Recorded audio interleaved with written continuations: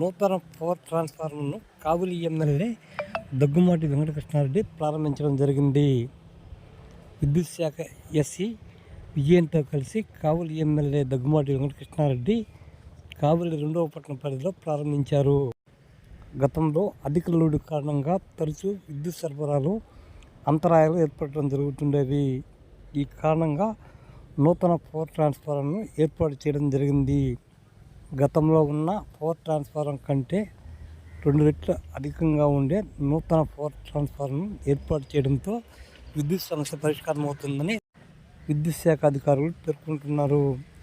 ఈ కార్యక్రమంలో EE Banerjee, DE Ravikumar రెడ్డితో పాటు ఏఈలు వసంతరావు, నాగార్జున, చేజర్ల శ్రీనివాసరెడ్డితో పాటు కావలి పట్టణ టీడీపీ అధ్యక్షుడు గుత్తికొండ కిషోర్బాబుతో పాటు పలువురు టీడీపీ నేతలు, విద్యుత్ సిబ్బంది పాల్గొనడం జరిగింది.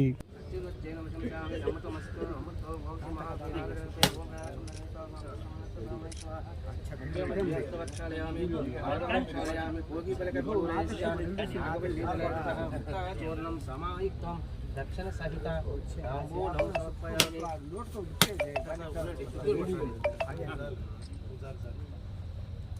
దక్షిణ సహిత సమర్పయామి.